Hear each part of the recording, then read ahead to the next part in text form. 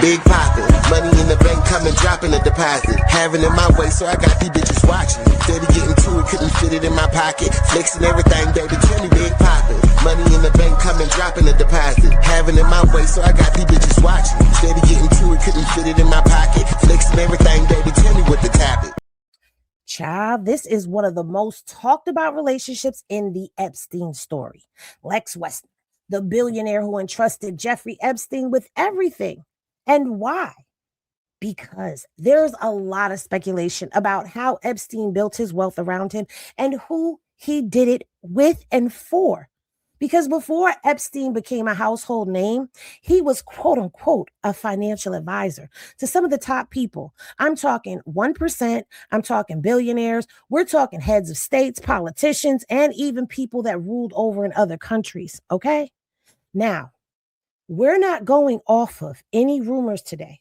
We're doing receipts. We're going to read the full statement that Les Wexner submitted that's connected to the Epstein investigation, okay? And we're going to also read the FBI file that mentions Les Wexner. Then we're going to break down a little bit of a timeline and a little politic reaction. So sit back, grab your red cups, grab your shot glasses or whatever it is that you use when I'm pouring up because the bar is open. What's popping, everybody? It's your favorite goss and Doc Tender, that girl Henny. And if you're new here, welcome, welcome. Please be sure to like, comment, and of course, subscribe to the channel. Click the notification bell, select all so you get notified whenever I do a video. And if you are a returning Mob Down Henny Gang member, yeah. Now let's get into this hot Henny. So if you don't know, Les Wexner was deposed today, okay? But he wasn't deposed the way other people have been deposed, you know, with the public hearings and all of that. This was done in private. But I'm hoping that we get to see the video from all of this at some point in time. They release it because I want to see what Wexner said, what he was asked, and who he was asked about as well. Because you know there's some hot Henny all up in that part, right? But what we do have is his statement that he did type out that was breaking down his relationship with Jeffrey Epstein, and he even accuses him of stealing money from him.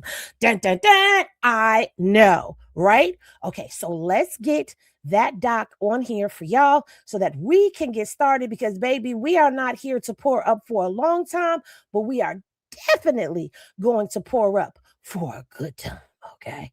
Now, where is that document at, Henny? Because you know.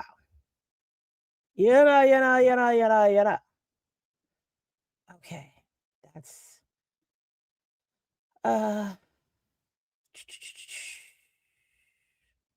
here we go. All right, so are y'all ready for this? Because this some hot ass Henny right here. All right, so this is his statement, okay? The statement of Leslie H. Wexner, submitted to the Committee on Oversight and Government Reform, United States House of Representatives on February 18th, which is today. So let's get into it. I am pleased to testify today, pleased because it is an opportunity to set the record straight. Over the years, I have been the subject of outrageous, untrue statements and hurtful rumors, innuendo, and speculation. And this is true because we have had old Lexi boy down as a co-conspirator. I ain't gonna hold you. Yes, we did. I did. Did y'all? Let me know down in the chat. Did y'all have him as a co-conspirator as well? Anyway, so he says, let me state from the start, I was naive, foolish, and gullible to put any trust in Jeffrey Epstein. He was a con man. And while I was conned, I have done nothing wrong and have nothing to hide. I completely and irrevocably cut ties with Epstein early 20 years ago when I learned that he was an abuser, a crook, and a liar. And let me be crystal clear. I never witnessed nor had any knowledge of Epstein's criminal activity. I was never a participant nor co-conspirator in any of Epstein's illegal activities. To my enormous embarrassment and regret, I, like many others, was duped by a world-class con man. I cannot undo that part of my personal history, even as I regret ever having met him. Now, he keeps going into how he was duped and how he's a con man. But let me just say this. We already know that Epstein was a con man because we're looking at his track record and it doesn't align with somebody who has had the most upright of past, right? Because we've heard about Epstein and him hobnobbing as a philanthropist. We've heard about him you know, getting financial gains from some of these elite people claiming to be a financial advisor. But when he sat down for an interview and he was asked about those things, it just did not line up. And people are also trying to figure out what his status is because there's also stuff that connects him to possibly being a double agent in this country.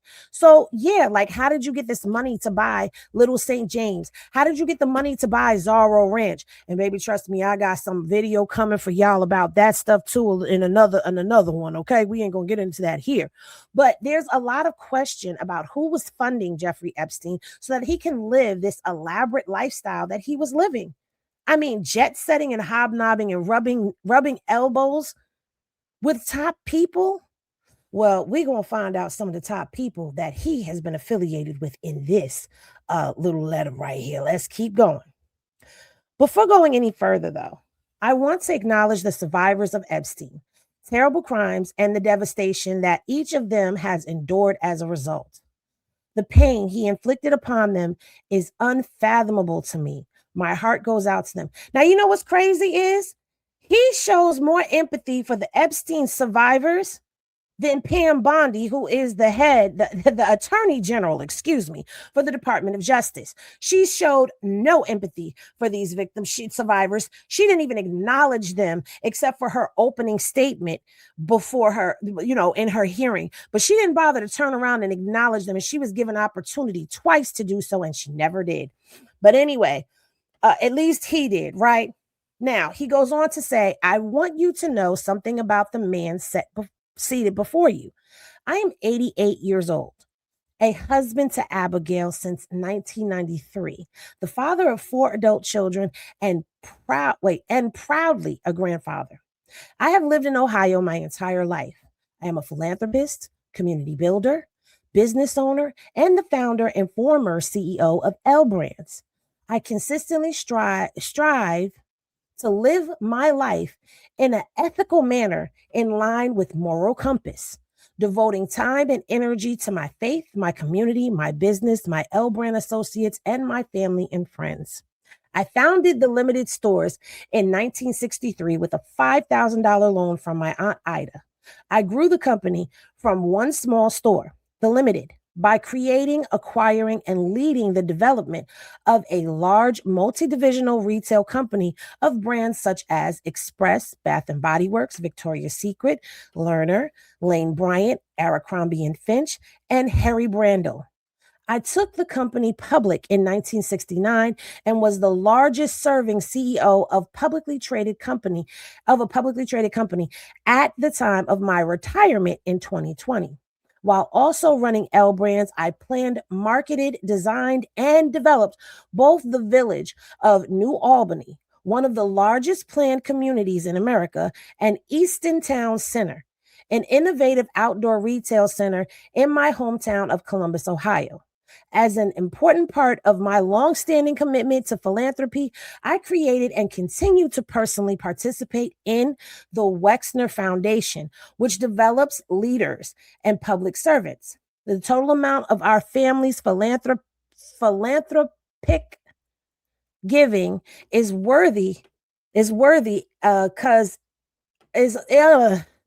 philanthropic giving to worthy causes exceed $1 billion. So he has given out at least $1 billion donated out as a philanthropist. Okay. Now, nearly every waking hour during my work weeks was spent on my business. My weekends also were filled by business responsibilities, my real estate development interests, community charitable projects, and ultimately my growing family. Given these demanding time commitments, I long ago began hiring others to manage my personal finances, starting with Harold Levin. Then Epstein followed by Dennis Hirsch. and now a combination of my wife, Abigail, and outstanding multifamily office. Now, the reason that I'm reading this, because I know y'all probably like, Henny, just get to the hot Henny. No, we have to read this because he's giving you his work ethic and his work history. Now we're going to get into all of the hot Henny of it all, okay? So y'all get ready to sip. All right. He goes on to say, I was introduced to Epstein in the mid to late 1980s by Bob Maister and the former vice chair of Aon. Bob knew I needed help managing my personal finances and suggested that I speak with Epstein. Pause. That means that before Wexner crossed paths with Epstein, Epstein was already moving and shaking in circles as a financial advisor. Okay. And this is in the mid to late 80s. All right. So this, ladies and gentlemen, is introducing the first door and the first step of Epstein. Okay. Financial con man. Now, he goes on to say, I did not rely solely on Bob's recommendation. I consulted Ace Greenberg and Jimmy Jenny Kane of Bernstein's, Epstein's former employer, both of whom endorsed Epstein without hesitation. Epstein also offered a reference. Listen to this. Eli D. Rothschild. Dun, dun, dun. Did y'all hear that? Epstein offered a reference, and his reference was a Rothschild. Child. Y'all know them Rothschilds is up there. They in the 1%. Though that's part of the elites. Rothschild, Rockefeller, all of it. Yeah, that's up there. So he says, when I spoke with Eli, he highly recommended Epstein based upon work Epstein had done for his family. This mofo was working for the Rothschilds. Did y'all catch that? Child, interesting, ain't it? Working for the Rothschilds. That should tell you a lot about why things are going down the way they're going down. But I'm going to leave that there and we're going to pick it back up and continue. Now, at first, Epstein was unwilling to take me on as a client. In fact, for the first few years I was acquainted with him, Epstein offered me advice here and there while explaining that giving individual financial advice was not his focus and refusing to accept compensation. He said he was assisting me as a favor. Little did I realize that from that very start, Epstein was conniving to gain my conniving to gain my trust. As my financial resources and time demands continue to grow, I formally hired Epstein to manage my personal finances because my public company and other duties required my full attention. I provided Epstein with a power of attorney so he could execute transactions quickly without consistently requiring my signature. The need for a power of attorney was clear to me, and I provided the same scope of authority to Epstein as I did to his successor, Dennis Hirsch. What I didn't anticipate was Epstein misusing the trust I placed in him, despite his fiduciary obligation to act in my best interest. Child, scandalous. It's so scandalous. Oh, baby, follow the money. Huh. Now, what is so clear only now is that Epstein lived a double life. Baby, he was living a quadruple or octuple, whatever you call it. He was living an octo life, okay? He was clever, diabolical, and a master manipulator. He was meticulous in revealing to me only glimpses into the life in which he was a sophisticated financial guru who consulted with heads of state, high-ranking politicians, royalty, university presidents, professors, CEOs, musicians, and other luminaries. He was a member of the Trilateral Commission and was a trustee of Rockefeller Rockefeller University. We done heard two elite names already. We done heard Rothschild and we done heard the Rockefellers. Mm-hmm. Mm-hmm.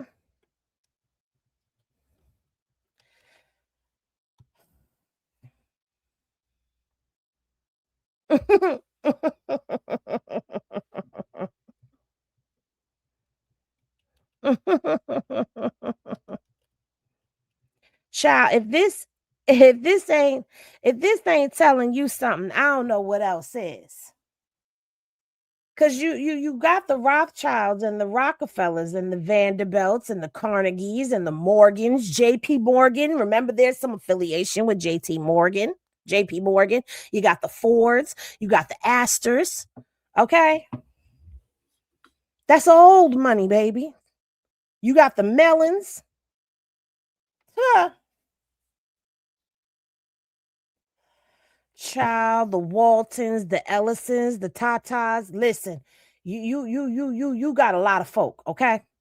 And two of them top old money elitists have been mentioned hobnobbing with Epstein.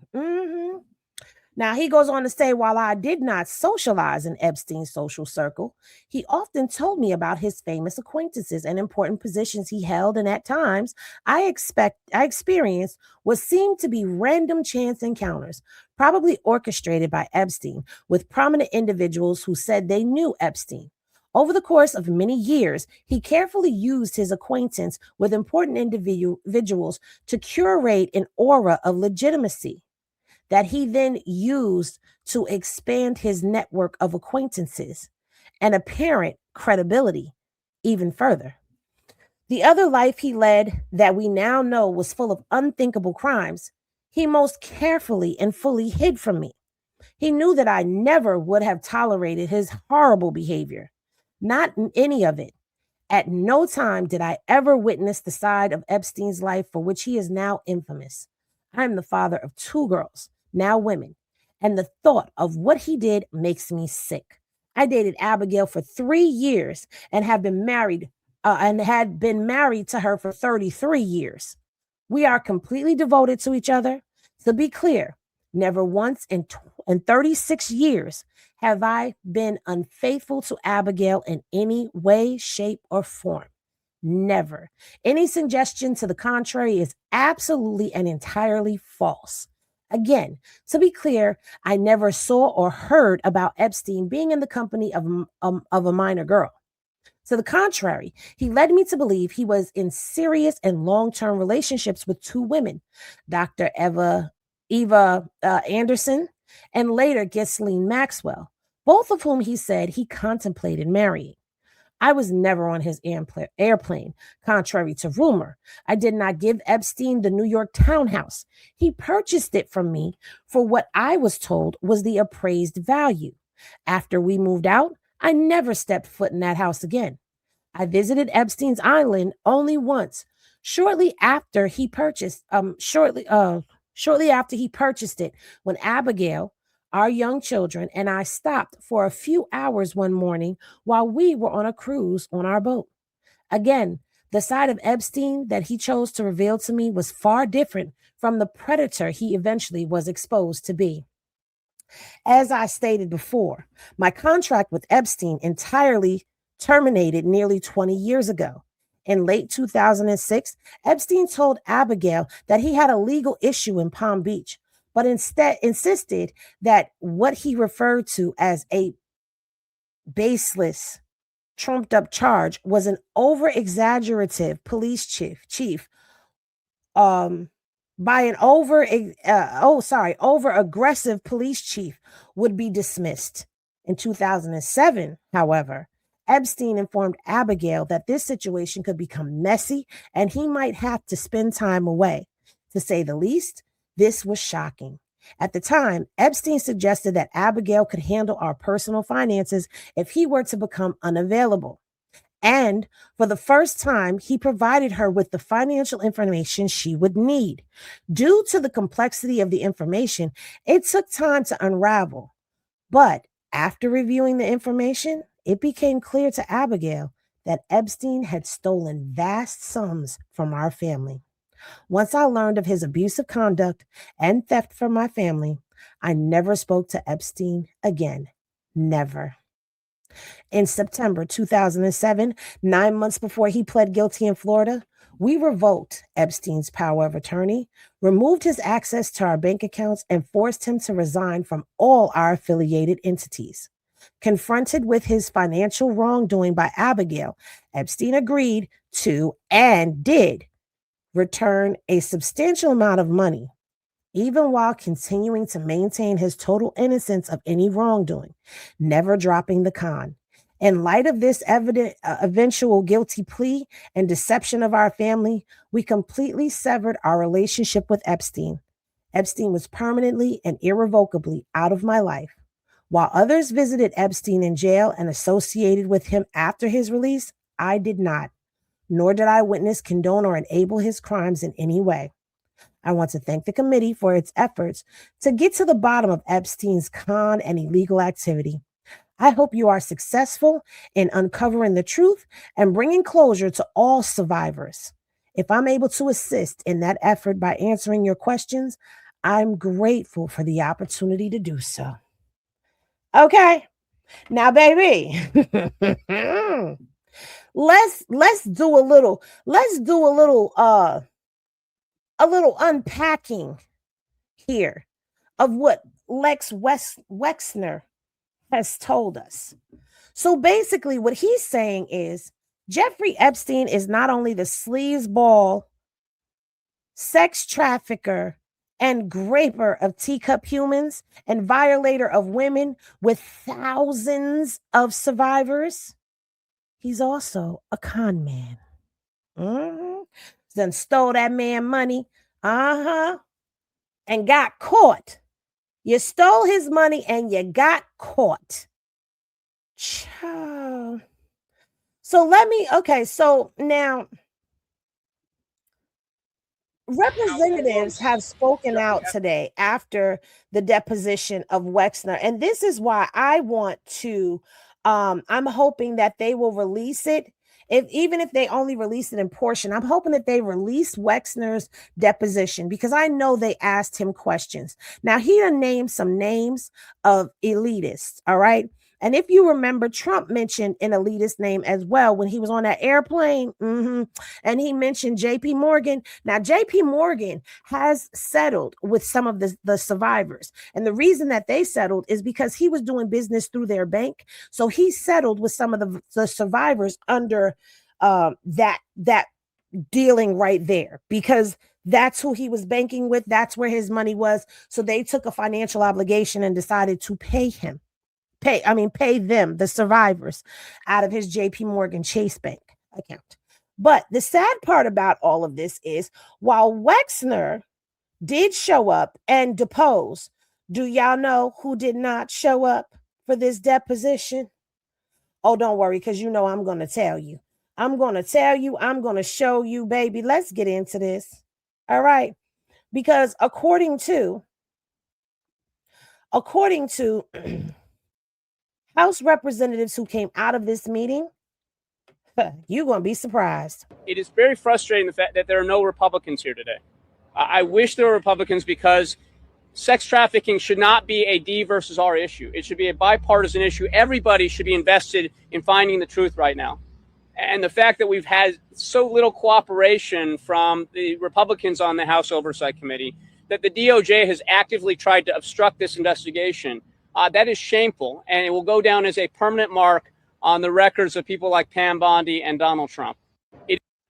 So you mean to tell me you got one of the quote unquote who was supposed to be co-conspirators here doing a deposition that was going to reveal how Epstein was making his money so that he could afford the lifestyle that he was living in order to be able to take advantage of and traffic these girls and women across not only state lines, but international waters. And the Republicans did not even bother to show up to this deposition.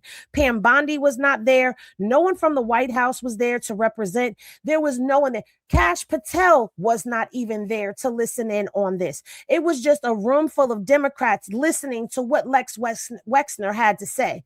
Shameful shit going on in this country right now, but it's very telling because you know that this country is also run by the elitists and the 1%. But there was more to be said by the House committee that was there. So let's listen in on what they were saying as well. They spent a lot of time together. Mr. Wexner admitted that he traveled to both Epstein's Island as well as his other properties. Mr. Wexner also admitted that Jeffrey Epstein had access to a lot of Mr. Wexner's wealth. And when asked even simple questions, even as it relates to Mr. Epstein being the co-president of the foundation that established the area that we're in today, Mr. Wexner had little to say.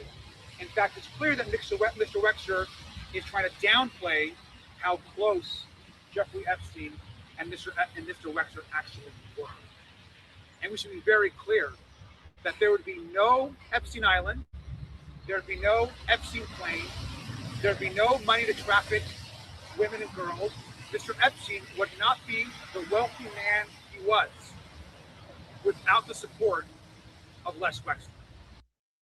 Now, I cannot deny or refute that because that's basically what we heard in that letter that he wrote to the House. Epstein was getting his money from Les Wexner in the beginning. But I can't sit here and say that I totally agree because let me tell you something. Some of these politicians, it's a no for me. And when you hear names like Rothschild and Rockefeller being thrown around in the same sentence, in the same room as Epstein, or even within the same document, and you know that this person had ties to JP Morgan Chase, you also know that there are allegations of this man being a double agent. You also know that there are very questionable ties and connections that he has to people that are at the forefront of this investigation. You cannot just blame that all on one person. Now, I will say that I do agree that Les Wexner has basically put his foot in it because he is saying that he gave Jeffrey Epstein power of attorney to basically run his personal finances for him, which gave him the opportunity and the means to be able to steal money from Wexner to be able to start some of this financial this large financial lifestyle that he was bringing to the table. However, if he was already hobnobbing with the Rothschilds, then why are we not saying that? Why are we not mentioning that? Because I would like to believe that he was already getting some finances and that Lex just gave him a hand up. Because if he stole large, massive amounts of money from him and he was able to pay them back, that means that he was getting money from somewhere. You're not going to convince me that the money that he stole from Les Wexner was enough for him to buy Little St. James, which, by the way, is a U.S. territory, nor are you going to convince me that it was enough money for him to buy Zorro Ranch, which is in New Mexico, which again is U.S. territory, okay?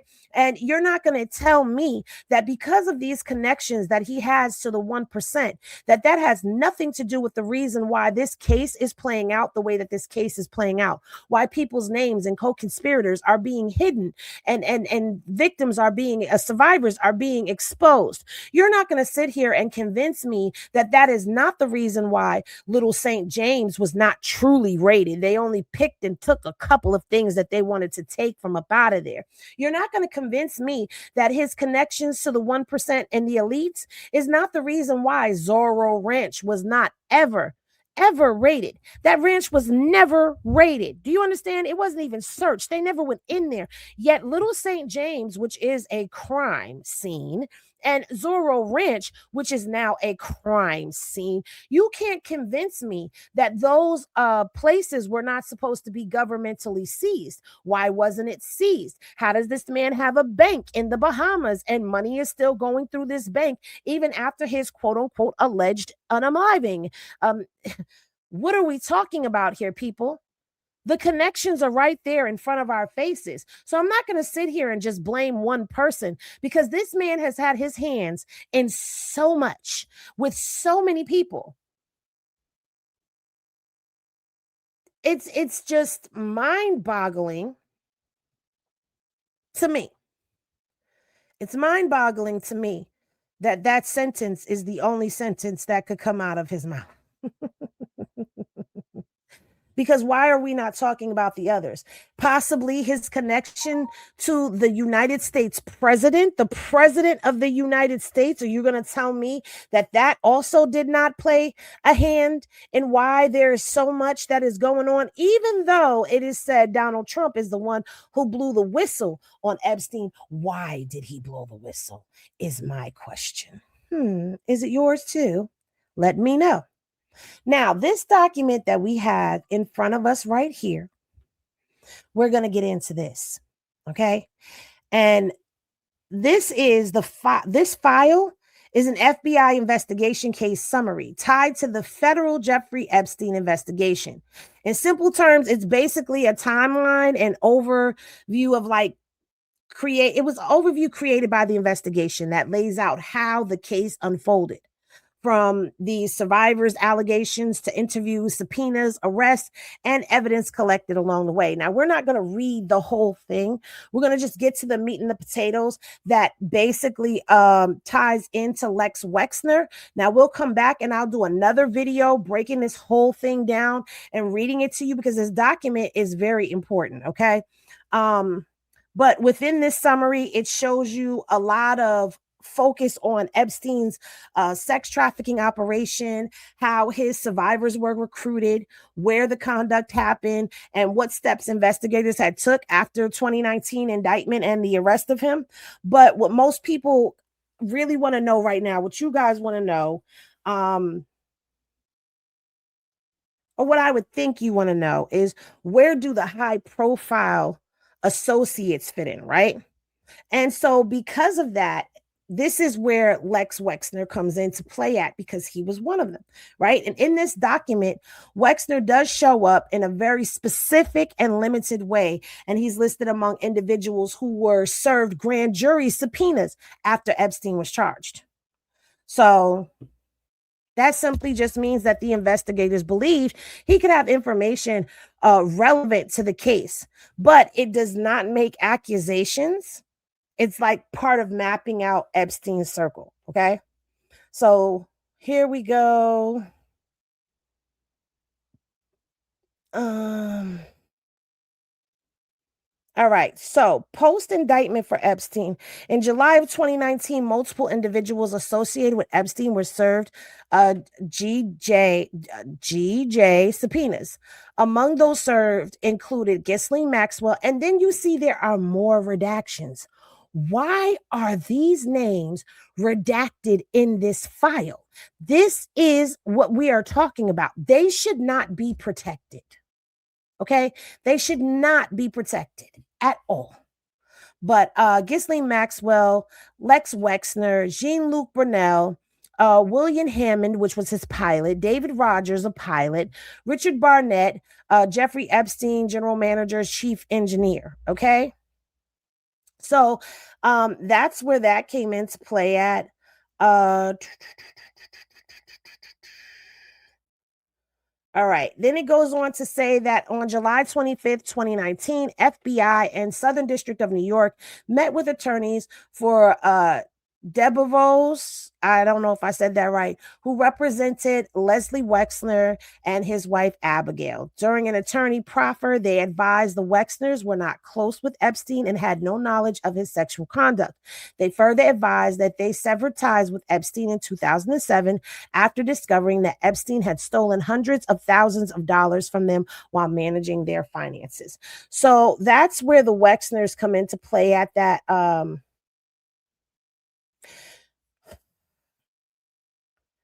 You know what? Let's just read the documents so that way it's read, okay? And we can really truly get an understanding of everything instead of jumping around.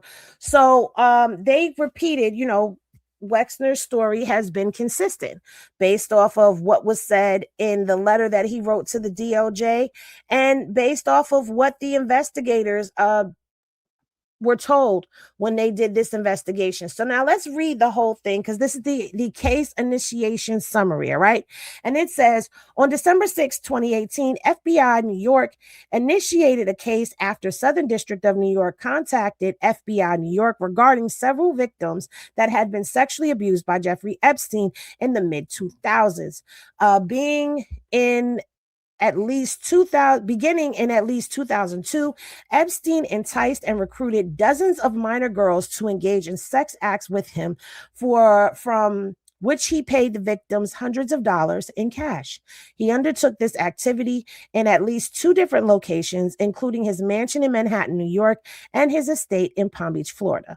Victims were initially recruited to provide massages to Epstein, which would be performed nude or partially nude, would become increasingly sexual in nature, and would typically include 1 or more sex acts, including groping and direct or indirect contact with victims' genitals. Epstein paid his victims hundreds of dollars in cash for each separate encounter. Moreover, Epstein actively encouraged certain of his victims to recruit additional girls to be similarly sexually abused. He incentivized his victims to become recruiters by paying these victim recruiters hundreds of dollars for each additional girl they brought to him. In this fashion, Epstein created a vast network of underage victims as young as 14 in locations including New York and Palm Beach. In creating and maintaining a network of minor victims who he abused, Epstein worked with others, including employees and associates who facilitated his exploitation of minors by, among other things, contacting victims and scheduling their sexual encounters with Epstein, both in New York and Florida. By way of background, in 2005, the West Palm Beach Police Department and then FBI Miami initiated an investigation of Epstein after parents of a victim reported to law enforcement that Epstein had sexually abused their daughter from 2002 to 2005. Those investigations spanned approximately 2 years and included, among other things, interviews with approximately 35 victims and search warrant execution on Epstein's Florida residence and detailed analysis of various phone and flight records. Pre-indictment of Epstein in January of 2019, FBI NY and SDNY ASUAs traveled to West Palm Beach to meet with the FBI case agent from the investigation into Epstein in 2006. From January 2009 through June of 2019, from January 2019 through June of 2019, multiple victim witness interviews were conducted in New York and Florida. Agents and SDNY AUSAs have traveled to Florida on multiple occasions to interview victims to identify victims' age ranges from approximately 14 to 17, with the majority of them being approximately 15 or 16. Okay?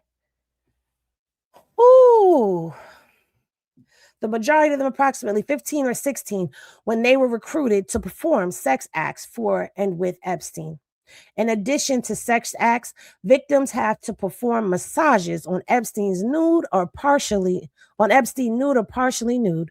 Victims were paid approximately $200 to $300 each time they went to Epstein's residence. Victims in New York and Florida usually were contacted via telephone by individuals who worked for Epstein to arrange his massages. In New York, one of those individuals was blank. In Florida, the primary contact for the girls was blank. Why are they redacted? Additionally, and in order to maintain a steady stream of underage girls to perform sexual acts, Epstein and his co-conspirators also coerced others, including some of his victims, to recruit other minor girls to engage in massages and sexual conduct with Epstein. The recruiters were paid by Epstein and co-conspirators for bringing additional minor girls to Epstein's property for those purposes. Sick shit. You done abused these girls and you done one of them, I don't remember which one said this, but one of them said, and they said that they were ashamed for doing this, but they said that there was the promise that he would not assault them any longer if they brought him someone new. And I think it was a couple of them that actually said that that's what was told to them. If you bring me somebody new, it won't happen to you. Basically, and I'm paraphrasing, but that was his blackmailing technique to get them to go ahead and bring somebody new in for him on some, if you won't do it, then if you don't want to do it, then you need to go get me somebody else that will, and I'll pay you for it. So you are playing on these females' traumas, these young girls who don't have no rhyme or reason to them yet to understand that what they are doing is wrong, that they are actually bringing somebody else into the lion's den to go through what they just went through. They're just thinking about it being an escape for them.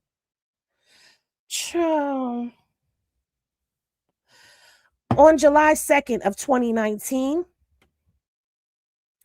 a federal grand jury in the Southern District of New York returned a sealed indictment, Jeffrey Epstein, with one count of sex trafficking of minors in violation of 18 U.S. Penal Code, okay, and one count of conspiracy to commit sex trafficking of minors. On July 5th of 2019, FBI NY was notified by CBP that Epstein is scheduled to arrive at Teterboro Airport in Bergen County, New Jersey. On July 6th, 2019. On July 6th, 2019, Epstein was arrested in New Jersey at Teterboro Airport and transported to New York without incident. On July 6, 2019, a search warrant was executed at Epstein's residence in Manhattan, New York, upon which several items were seized. Now, pause there too, because let me tell you about the seizure of stuff over here at the mansion in Manhattan, okay? Because there were five search warrants on that house, because when they originally went in, they went in for one thing, and once they got into that house, they discovered that there was so much more. So there had to be another two that were issued for the next day. Okay, when they went in there the next day, they were going in there to try to get stuff from out the safe that they saw the first time that they was in there. But when they went to go get the stuff out of that safe, they discovered that the safe was no longer there. And I might have been 4. I could be wrong. It was either 4 or 5 warrants. But either way, what had happened to the items that were in the safe, which were videos, hard drives, things of that nature, it was packed up into a suitcase by somebody who was working at the house. And they told the FBI that they had received a third-party phone call, and they were told to pack up everything in the safe and take it to the third party. Well, baby, that person took everything to the third party and told the FBI they gave it to that person, and then gave the FBI the person's contact information. The FBI then went and picked up those said suitcases from the third party, and before they let the third party leave, they compared their photographs of what they had that was in the safe to what was inside of those suitcases to verify that everything was there before they took off with them suitcases. And it was. But that goes to show you that even from behind the wall, Epstein was trying to conceal evidence, okay? And they had to go in there multiple times, which I don't even understand why you would have to go in there multiple times to search somebody's house. I've never seen them go to a drug dealer's house and say, oh, we got a warrant for this, but we got to go back for that. So why didn't y'all just search the whole house and shake it all down the first time? Because that's what you would do if you was coming in on a sealed indictment into the hood to go toss up somebody's house who was selling drugs, right? Oh, all right. Anyway, we could do a video on that if you would like. Henny Glasses in the chat down below if you would like me to get into that video about the search warrants on his house. You want me to get into them documents and do the video. Anyway, post-indictment of Epstein. In July 2019, multiple individuals associated with Epstein were served GJ subpoenas. We read this already. So now on July 8th of 2019, Epstein pled not guilty during his initial appearance in federal court. On July 11th, 2019, an additional search warrant for digital items was executed at Epstein's residence in Manhattan. On July 12th of 2019, Blank was interviewed pursuant to a proffer agreement in West Palm Beach, Florida. Again, why is this name redacted? On July 13th, 2019, a certified appraisal was completed for the New York resident with the value determined to be $86,200 and wait, no. $86,250,000. A notice of propensity was filed for the New York residents. Multiple subpoenas were served on Epstein's LLC companies, which are based in the IV. I don't know what that is, but anyway. July 15th, 2019, Epstein was denied bail during his detention hearing. On July 18th, 2019, there's a lot going on in July, ain't it? FBI and SDNY met with Blank and her attorney for a reverse proffer. Again, redaction for no reason. Blank was an assistant to Epstein in New York and is one of the employees identified in the indictment. The meeting was generally positive, and another meeting with her counsel will be scheduled to discuss the next steps. July 22nd, 2019, FBI and SDNY met with counsel for Blank to discuss her cooperation in the investigation. Again, another redaction. Blank recruited minor victims for Epstein in Florida for several years, starting when she was approximately 16. Okay, so this one, the redaction can stay because that one is a victim, right? A survivor. Doesn't need to see that. But the other one, come on now. And on the 22nd, still, FBI and SDNY interviewed Dr. Gregory Bledsoe by telephone. Bledsoe is a doctor who was hired by the Secret Service to provide backup medical service for Bill Clinton during a trip to Africa in 2002 on Epstein's plane. Bledsoe said that there were no minors on the flight and he did not observe any sexual misconduct. Child, not they had to go get a doctor for Bill Clinton. What? And still on the 22nd, FBI and SDNY spoke with counsel for Deutsche Bank.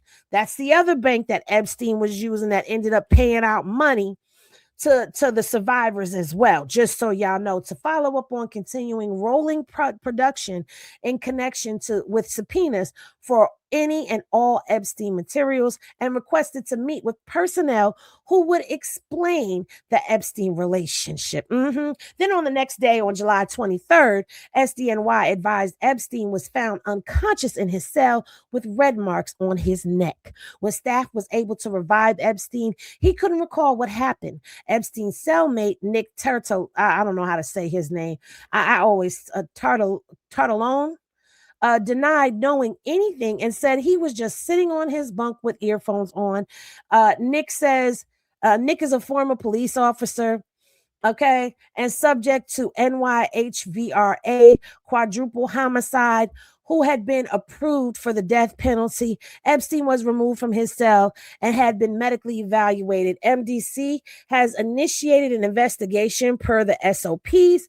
Per SDNY, the Washington Post has made an inquiry for the incident. So that was the first alleged attempted self-unaliving of Epstein.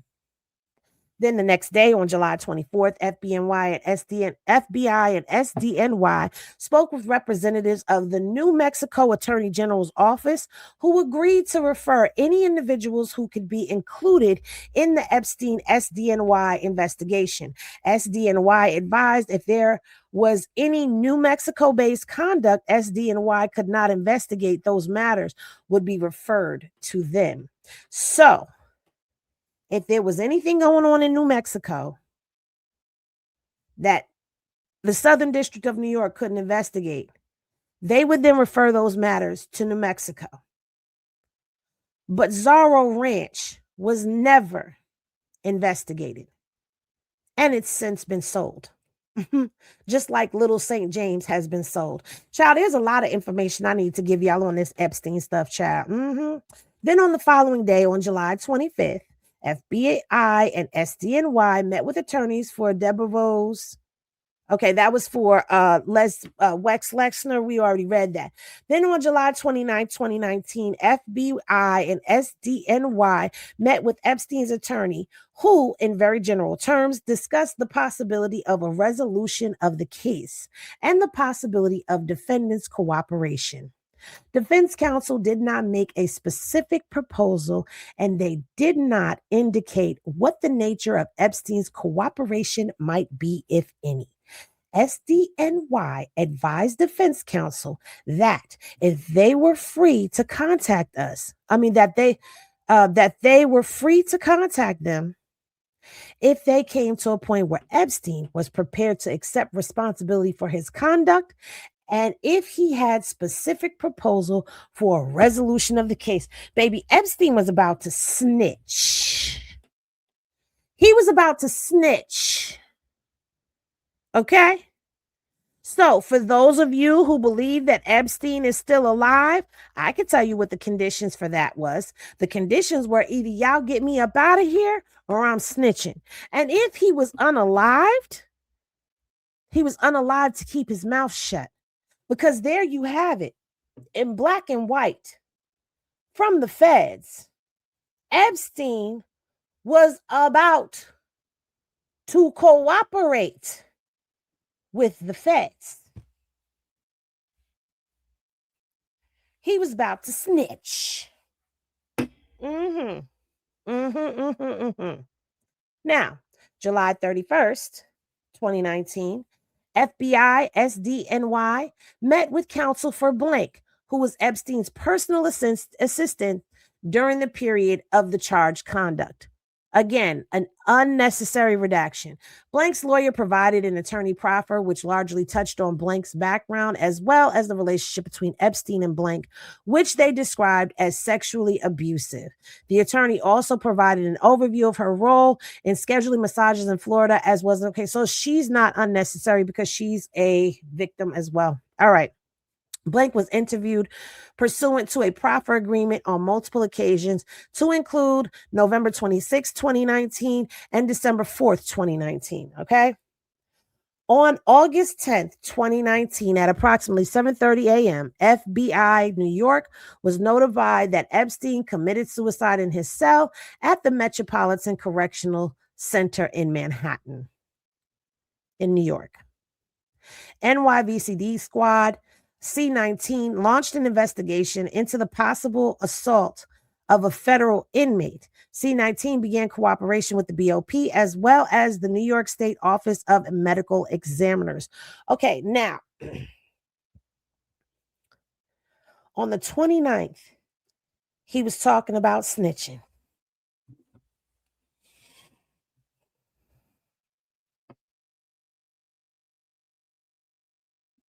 On the 29th of July, he was talking about snitching.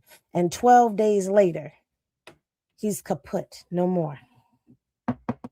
You don't find that suspicious? Like I said, if you believe that Epstein is still alive, then this is where the conspiracy comes in, that the escape and the jig is up. But if you believe that he was unalived, this is why. And on August 10th, the same day that he allegedly committed suicide, a search warrant for Epstein's Virgin Island property was sworn out in St. Thomas. Agents and TFOs from C-20, along with support from other squads on Branch C, traveled to St. Thomas on Sunday, August 11th, to participate in the execution of a warrant. The search will be led by NYERT with the participation of approximately 60 individuals from the New York office in San Juan, St. Thomas RA. The warrant was executed on Monday, August 12th, morning at approximately 9 a.m. So I take it back. They did go and search Little St. James. All right. They did take it over and they did search it. So I stand corrected. But at the same time, why wasn't the property seized, though? It's a crime scene. Since Epstein's death, FBI and SDNY continued the investigation that remained ongoing following the return of the indictment against Epstein into potential co-conspirators. In particular, the investigation focused on Ghislaine Maxwell, and then the other co-conspirators are blacked out. Of course they are. In September 2019, FBI and SDNY met with victim blank. FBI and SDNY were able to verify that Maxwell recruited her and that she was being sexually abused by Epstein and Maxwell and that she recruited other minors. FBI and SDNY were not able to corroborate or verify her reports of being lent out to other men.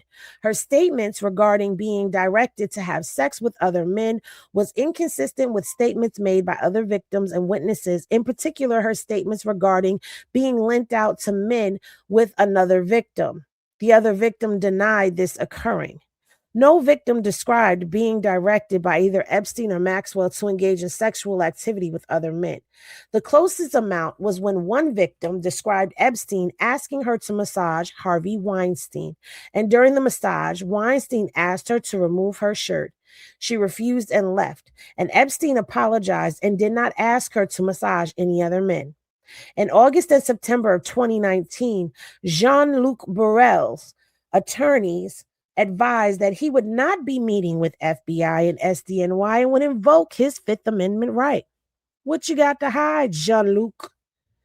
In October of 2019, an adult victim was interviewed and provided information related to Epstein directing her to massage two other individuals, Leon Black and Jess Stanley. Now, let's pause right there, because up until this point, I didn't hear Leon Black being brought into this. Now, Leon Black is the person who is the co-CEO of Apollo Group Management. Apollo Group Management is the parent company to Shutterfly. Shutterfly is, I believe, the parent company to Lifetouch. Either way, that is the way the chain goes. And people have begun saying that they did not want to use Lifetouch because of that association. However, Leon Black is the co-CEO of Apollo Group Management, not Lifetouch, but it is what it is. I didn't see him in here, but I guess now he is, because he was getting a massage on the island or wherever it was. The victim attempted to provide Black with a normal massage, but Black began initiating sexual contact, and the victim ran out of the room. When the victim complained to Epstein, he laughed it off. When the victim attempted to provide a normal massage to Stanley in Epstein's New York residence, Stanley forced her to touch his genitals and raped her. When the victim complained to Epstein, he said he left it to her and Stanley to decide whether to engage in sex. The victim was not paid for either instance. The Manhattan District Attorney's Office began looking into allegations against Leon Black. In October of 2019, attorneys for Ghislaine Maxwell provided an attorney proffer. Maxwell was not present for the meeting. Blank was interviewed pursuant to proffer agreement approximately 3 times. On June 29th of 2020, a grand jury in the Southern District of New York returned a sealed indictment for Ghislaine Maxwell with 1 count of enticement of a minor in violation of U.S. Code 18. Okay. 1 count of conspiracy to entice minors in violation of U.S. Code 18.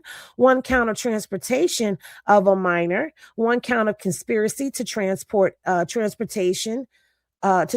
minor. Okay. And 2 counts of perjury. A GPS warrant was sworn out for 2 of Maxwell's cell phones. Pings resulted in her being located in New Hampshire. Agents from FBI and NY traveled to New Hampshire to coordinate the arrest of Maxwell in coordination with CAST and WITT, and confirmation to confirm her location resulted in an additional search warrant being sworn out for her person. Maxwell was arrested on July 2nd, 2024 without incident at her home in New Hampshire. Now, why is it that y'all got this sealed indictment in 2020, but it took y'all 4 years to arrest her, and y'all had a ping that she was in New Hampshire? See how this is all going out? Now, if this had been a Black person, I ain't gonna hold my tongue. It wouldn't have played out like this. On March 29, 2021, a federal grand jury in the Southern District of New York returned a sealed subpoena indictment for Ghislaine Maxwell. All right, we already read all of her charges: sex trafficking of minors, one count of conspiracy to commit sex trafficking of minors. On November 29, 2021, the trial U.S. versus Ghislaine Maxwell began. On December 30th of 2021, Maxwell was convicted of 5 counts. On June 28th of 2022, Maxwell was sentenced to 20 years. Okay, so now here we are. Through the review of evidence, the FBI identified some victims who appeared in photographs maintained in Epstein's residence. Of particular note, the FBI identified photographs of blank and blank at Epstein's residence. It bears noting that, contrary to some news reports, these searches did not reveal any cameras in any of the bedrooms or massage rooms. There was a small number of CSAM images found on one of Epstein's devices. So that was that whole document, you guys. I know I always be like, we're not going to read the document. And then we go and we read the document. Okay. But we have to, because how else are we going to be fully informed if we aren't fully informed? Wait a minute. Now, I thought I closed that out. Don't tell me I read all of that and I was on the wrong document. Why is their document still showing if I close that out? Anyway. Well, what I'm going to say is what I said in the beginning. I hope that Les Wexner's deposition actually ends up being released, because I want to hear what was said. I don't think that is right that we was kept out of it and that we didn't get to hear it. Because why does he get to be deposed in private? I don't like that. But all right, you guys, that's gonna do it for this edition of That Girl Henny Official. Because that's the name of the channel now, in case you haven't picked up on it. That Girl Henny Official, where I have officially gone through Les Wexner's deposition as best we could. Now, it's interesting to note that he's the first person to be deposed. Now, I want to know who else is going to be deposed, because there's so many people that have been listed, and I'm hoping that they're not going to keep all of them private, because this is a public case of public interest, and we all want to know what the hell was going on. But y'all, let me know what y'all think down in the comment section below. Be sure to like, comment, and subscribe, and hype the video if you can. And I will see you all in the next pour up. Peace, everybody.